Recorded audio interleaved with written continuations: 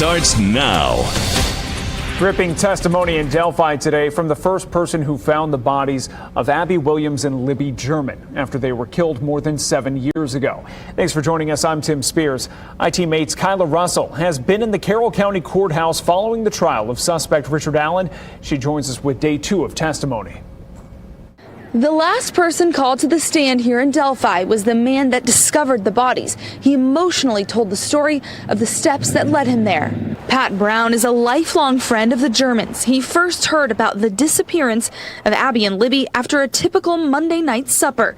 He says he immediately jumped in to search. The next morning, Brown testified he called off work and kept looking. After several hours, he got a call saying Libby's shirt had been found in Deer Creek. He went to the area, and while he was walking toward the creek, he made a horrifying discovery: the bodies of Abby Williams and Libby German. Brown cried to the jury in court, saying, "I thought they were mannequins at first, and I just said, we found them." Using several maps, Brown explained exactly where they were in relation to the water and a nearby cemetery.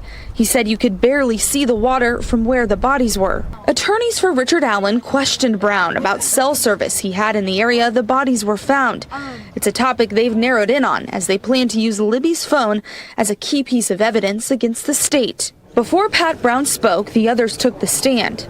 The first was Steve Mullen, who was Delphi's chief of police in 2017. He is now the Carroll County Prosecutor's Office investigator. Mullen told the jury about the moment he learned the girls were missing.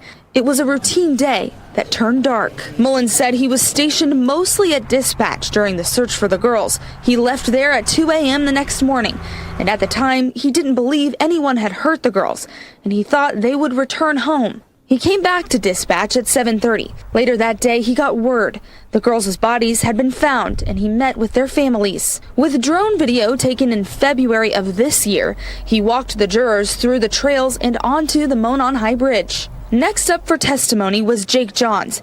He spotted Libby's tie-dye shirt and shoe floating along Deer Creek. He said he spent about 4 hours on February 14th, 2017, looking for the girls. He spotted the shirt and called for first responders. John said a firefighter also participating in the search went into the creek and retrieved the shoe and shirt.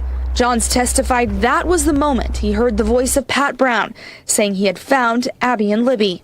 Judge Fran Gold told the jury the next round of testimony could be quite lengthy. Court will meet again on Monday morning at 9 a.m. Reporting here in Delphi, I'm Kyla Russell for Wish TV. WishTV.com or follow us on Facebook for updates.